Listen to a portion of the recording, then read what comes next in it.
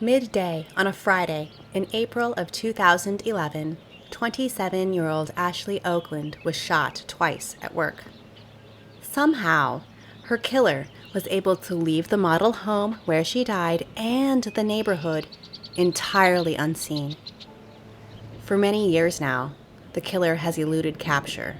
Despite hundreds of interviews and even more leads, no suspects have ever been named in the over 10 years since her slaying.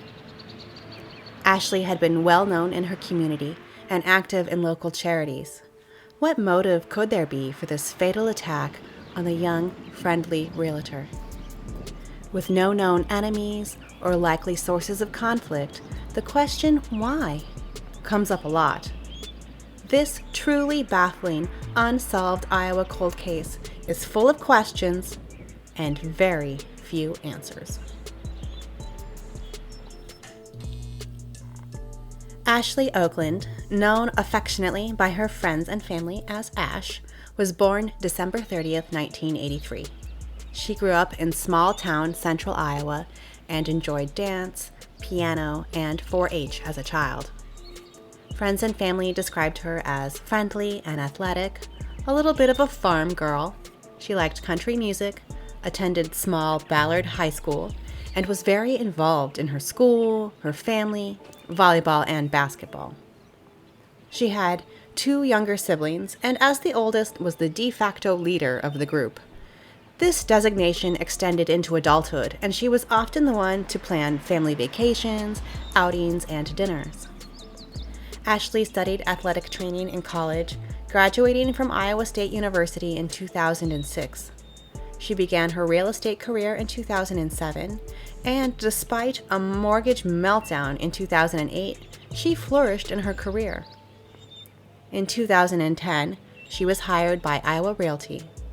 Her father, Tim Okland, said that his daughter loved being a real estate agent, and that she liked being around people. As an adult, Ashley loved to travel and organize parties and gatherings for her friends and family. She liked being outdoors, exercising, and golfing. She liked going to concerts and being busy. Ashley met her long-term boyfriend, or Hun, as her family called him, Eric Grubb, and they fell in love. They moved in together in West Des Moines and got a puppy who they named Indy. She became very involved in the Des Moines area and was active in several local charities. She was a Young Variety Children's Charity board member, a big sister, and a Young Professionals Connection supporter. On top of all that, she loved her job. She was ambitious, connected, and good at it. In Ashley's job, it was common for her to be responsible for model homes with open houses available to the public during the week. It's a detail about her life that was also published information, advertised even. Ashley would be there to greet you and provide sales information about the new homes and real estate for sale, customizations, lot sizes, proximity to amenities. In early 2011, she was working in the model townhome at Stone Creek. The Stone Creek villas were part of a new construction townhome community located in what was considered to be safe and desirable West Des Moines, Iowa. It was very new, very residential, and very empty midday. There were no cameras from nearby businesses where one might obtain security footage. Today, more than 11 years later, all the townhomes have been sold and are now occupied. It's a much more busy and lived-in area. Friday, April 8th, 2011 was a rainy spring day. These townhomes were all new, or still in the process of being finished. It was quiet and mostly vacant. Ashley had been alone in the model home. In a nearby townhome was an employee of the building company named Wanda Fowler. She reported hearing a muffled commotion around 2 p.m., followed by the unmistakable sound of gunfire ringing out in the otherwise quiet neighborhood. There were 2 shots. Wanda dropped what she was doing and rushed toward the sound of violence. She went into the model home to investigate. And there, Wanda found Ashley on the floor, with gunshot wounds to the head and chest. She called 911. An ambulance and police rushed to the scene, and Ashley was transported to nearby Iowa Methodist Center. There, doctors and nurses worked diligently to save her from the gunshot wounds, but ultimately they could not, and she died of her injuries. Ashley's friends and family were shocked. "We just don't know what happened," Tim Okland, her father, said. "It's hard for us to imagine." Police asked West Des Moines residents to use common sense, be aware of what was going on around them, and to lock their doors. Police also asked residents to report any suspicious activity. Members of the area real estate community were also grieving, shocked, and scared. That weekend, a popular home tour was abruptly canceled. And Sunday, April 10th, most open houses were also canceled out of concerns for safety. Ashley's family was confused about the source of the attack and told reporters that they didn't believe she had any enemies. Lieutenant James Barrett told local media that weekend, "We have not ruled out anyone or anything as a suspect or motive." Though what they had ruled out was actually the possibility that the crime was a random robbery or a crime of opportunity. Ashley had been targeted. A reward of $10,000 was immediately announced for information regarding the attack. Leads began pouring in. One tip in particular had been emailed to Ashley's colleagues. Law enforcement announced it to the public. Someone reported seeing Ashley speaking with a man several times in the Stone Creek Villas neighborhood in late February and early March, just weeks before her murder. This mystery man was described only as scruffy-looking, maybe with dark features. He had been driving a vehicle that resembled a black Cadillac Escalade. Possibly designer or tricked-out wheels had been added to the vehicle. The hunt was on for this man and his SUV. Wanda, the woman who first found Ashley after she was shot, attempted to take her own life just 17 days later. Local news station KCCI reported that she left a note for her mother that suggested that she was contemplating suicide. Her mother then filed a missing persons report for Wanda. Police were able to locate her, and she was reunited with her mom. The case was closed, and presently it's not understood to be related at all to Ashley's death. Detectives continued to follow leads and interview the hundreds of people associated with Ashley. The monetary reward for information raised higher and higher, fueled by donations from her friends and colleagues. By May, the West Des Moines Police Department had served 4 search warrants and investigated over 500 tips. Then, 2 months following Ashley's unexpected death, in late June of 2011, the Des Moines Register reported the apparent suicide of another area real estate agent, Joseph Cruz. Notably, Joseph had been interviewed by police during their investigation into Ashley's murder, but by now they had interviewed roughly 400 people. Joseph's sister told reporters that he had been cleared of any involvement in the crime, though West Des Moines police declined to comment as to whether he had been considered a suspect. They did say that they were examining whether the 2 deaths could be connected. Joseph had been found dead in his black SUV. However, his SUV was an older model Oldsmobile Bravada, and not a match for the SUV witnesses reported seeing near the Stone Creek Villas. The West Des Moines police investigated that. They tested the ballistics. Joseph's sister said, "Joe killed himself. He was having financial problems." In fact, police had also located the scruffy man with the black SUV, and while he was not publicly identified, they had cleared him of any involvement. It seemed like they were still on square one. Police Lieutenant Jim Barrett reported that Ashley's case was still the department's top priority. The West Des Moines Police Department won't close the case until there's a definitive answer. But months had passed, and nothing resembling an answer had surfaced. Or if it had, there was not enough evidence to make it definitive. Ashley's brother, Josh Okland, said that his family hadn't given up, but also didn't expect to hear of an arrest soon. I think they're looking for some key information. I have a hard time believing that they don't have anything. Also that June, community members grieving Ashley sought out ways to honor her, as well as keep her name and case in the public eye. A patio was installed in her memory at the Legacy Golf Club, where she worked part-time and played. That fall, the Young Professionals Connection announced the Ashley Okland Service Award. Ashley had been an active Young Professionals Connection member and community volunteer. The annual award would be given to a nominee under the age of 40 who, like Ashley, exemplified giving back and putting others before themselves. The recipient would receive a monetary donation to the charity of their choice. Ashley's clean character and obvious commitment to the community made her stand out as a homicide victim. She was not living a high-risk lifestyle. Other than maybe her public-facing job, there was nothing at all that exposed her to dangerous people. No involvement in drugs or crime, money laundering, or anything like that.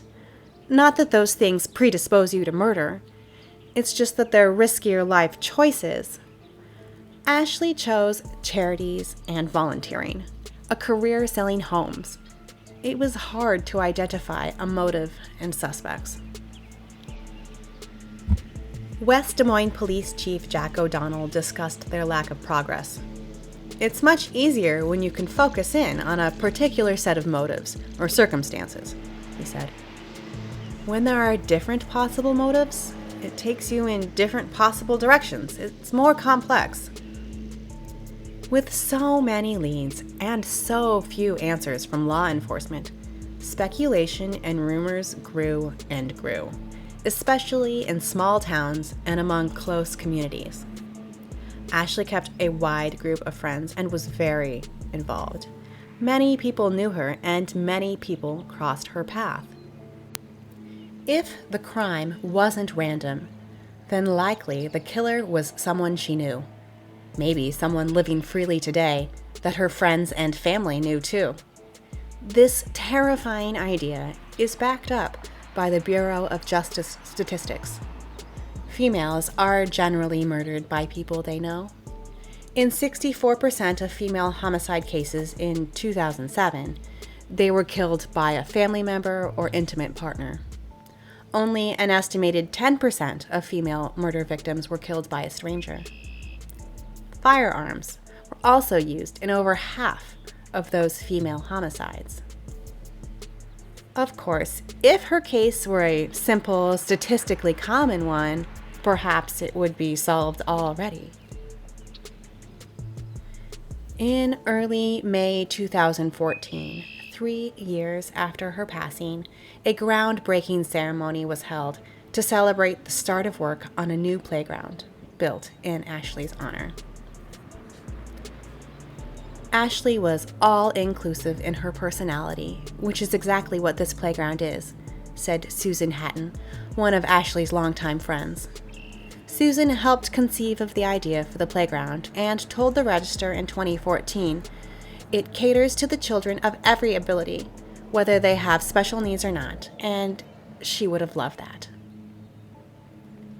Many of Ashley's family members, as well as coworkers, friends, and city representatives attended the bittersweet celebration. She was a member of Big Brothers and Big Sisters and passionate about helping children, her father, Tim Okland, said. That September, a real estate agent in Little Rock, Arkansas, was abducted while showing a vacant house in a remote and rural area. Beverly Carter, like Ashley, was a vibrant, successful real estate agent. She was well known and experienced, having been in the business for many years. However, When she told her husband Carl that she was headed to a showing of 14202 Old River Drive in Scott, she didn't tell him who she was planning to meet. Carl became worried when Beverly did not return home by 9 p.m. He went to the house and found her car there, and the home unlocked and empty.